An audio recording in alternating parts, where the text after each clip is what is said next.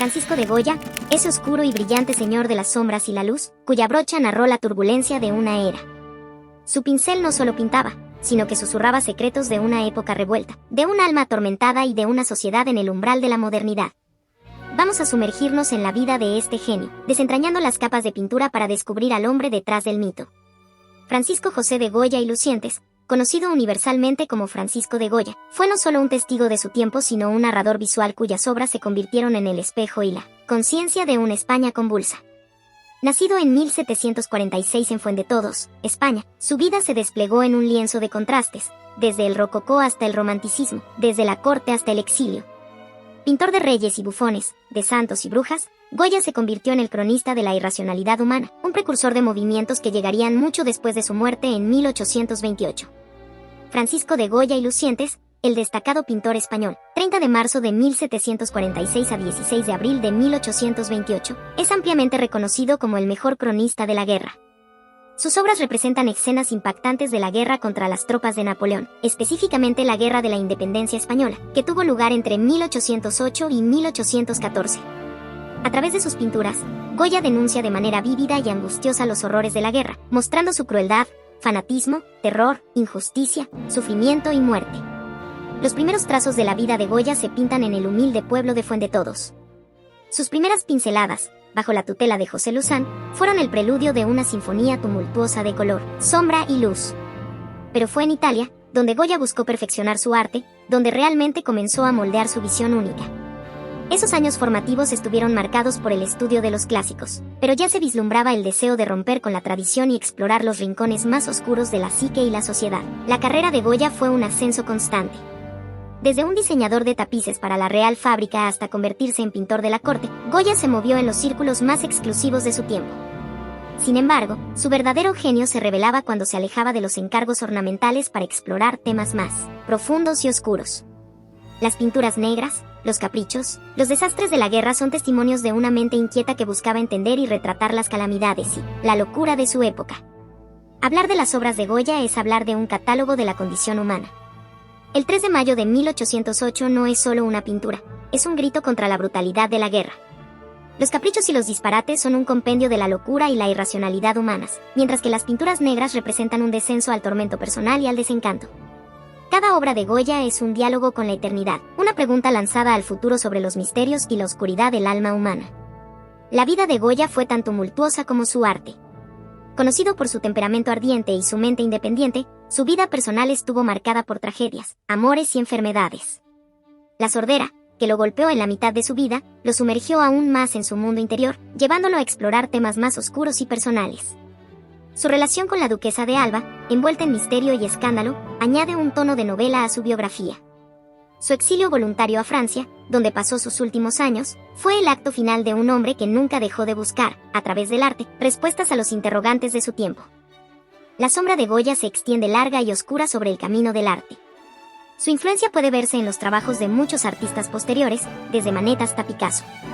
Su capacidad para capturar la esencia de la condición humana, su valentía al enfrentar los horrores de su tiempo y su técnica revolucionaria lo convierten en una figura eterna en el mundo del arte. Goya no solo pintó su realidad, sino que nos dejó un legado de preguntas, un desafío a mirar más allá de la superficie y enfrentar nuestras propias sombras. Lo que distingue a Goya como artista es su actitud imparcial al describir las atrocidades cometidas por ambos bandos involucrados en el conflicto. Su acto creativo se convierte en una protesta y una condena de la guerra, algo sin precedentes en la historia del arte. Goya aborda los conflictos armados de manera innegable. Además de su innegable valor artístico y habilidades técnicas, sus series de pinturas, como Desastres de la Guerra, tienen un valor testimonial, ya que son crónicas de eventos reales. En su arte, Goya utiliza la presencia de zonas oscuras y espacios vacíos de manera efectiva para enfocar la atención del espectador en la parte de la imagen que contiene la información principal de la obra. No es sorprendente que las imágenes de la serie Desastres de la Guerra sean consideradas precursores de las crónicas fotográficas de guerras posteriores. La brutalidad y la destrucción que Napoleón dejó a su paso dejaron una marca imborrable en las mentes de muchos contemporáneos, incluyendo a Goya. La Guerra de la Independencia marcó un punto de quiebre en su carrera artística, evidenciado por el uso de pinceladas más sueltas, colores cada vez más oscuros y la representación de monstruos y violencia como elementos destacados en su obra. Durante este periodo, Francisco de Goya, el hombre que pintó sueños y pesadillas, nos dejó un legado que trasciende el tiempo y el espacio, un legado que sigue provocando, desafiando y cautivando a quienes se atreven a mirar en las profundidades de sus sombras. Después de trabajar para José Bonaparte, Goya cayó en desgracia tras la restauración de Fernando VII. En 1815, se retiró de la vida pública. En 1819, sufrió una recaída en una misteriosa enfermedad que ya lo había dejado completamente sordo en 1792. Esta recurrencia, junto con su vida en soledad en la Quinta del Sordo, una casa que había adquirido poco antes, pudo haber contribuido a la intensificación de su imaginación, que se refleja en la decoración de su nueva residencia. Goya creó 14 murales de gran tamaño en su casa, conocidos en la actualidad como las pinturas negras. Estas obras están dominadas por tonos marrones, grises y negros, y tratan temas macabros y aterradores. A lo largo del tiempo, estas pinturas han contribuido al reconocimiento del genio de Goya debido a su originalidad temática y su técnica pictórica caracterizada por pinceladas amplias y sueltas. Estas obras se consideran precursoras de las crónicas fotográficas de guerras posteriores debido a su capacidad para capturar la cruda realidad de los eventos.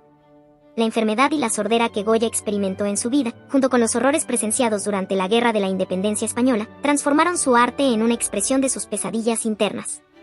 A pesar de llegar a los 82 años, una edad excepcional para su época, las condiciones de vida y salud en el siglo XIX eran desafiantes.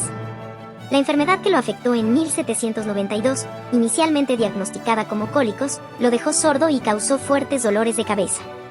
Aunque se ha especulado sobre diferentes causas, como crisis psicóticas o sífilis, una hipótesis plausible es que sufrió del síndrome de Susak, una enfermedad autoinmune que se caracteriza por alucinaciones, parálisis y pérdida de audición.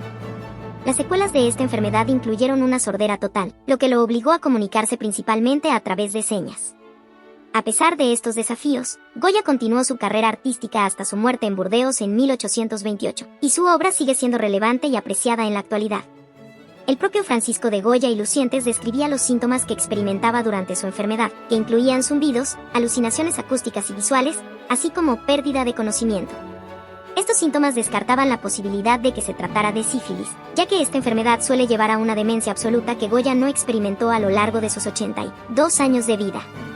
También se excluyó la posibilidad de que padeciera el síndrome de Kogan, que afecta al laberinto del oído y está relacionado con la percepción del espacio en el mundo. Además, se descartó una posible intoxicación por plomo, ya que esta condición debería haber causado parálisis en las manos, lo cual no ocurrió a pesar de que Goya utilizaba el albayalde, una sustancia a base de plomo, en sus pinturas. Otra teoría que se ha especulado es la locura maníaco-depresiva, aunque esta posibilidad tampoco se ajusta completamente a los síntomas que experimentó Goya durante su vida.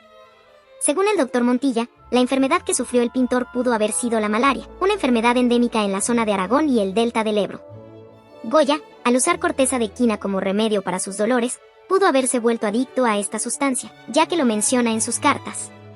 El exceso de quina es neurotóxico y puede intensificar los efectos negativos de la malaria. Bajo esta perspectiva, la malaria podría haber afectado gravemente a Goya durante su enfermedad más crítica en 1792, cuando estuvo hospitalizado en Cádiz durante 2 meses. Esta enfermedad podría haber sido un factor desencadenante que separó su mundo real de su mundo imaginativo y contribuyó a su expresión artística. A pesar de las especulaciones, es importante destacar que Francisco de Goya solicitó una licencia al rey en 1824, a la edad de 78 años, para viajar a Francia con la excusa de tomar las aguas de Plombieres. Durante su viaje, hizo paradas en París y Burdeos. Aunque regresó brevemente a Madrid en 1826, solicitó la jubilación y volvió a Francia, donde pasó sus últimos meses rodeado de amigos y familiares. Falleció en Burdeos el 16 de abril, rodeado de seres queridos, y su hijo, Francisco Javier Goya, no llegó a tiempo para verlo con vida. 12 días después de su muerte, Leocadia, su compañera, escribió a Moratín sobre los últimos días de Goya, describiendo cómo perdió el habla, experimentó parálisis y falleció a las 2 de la madrugada del 16 de abril. Su muerte fue tranquila, y según el médico, no experimentó dolor en sus últimas horas.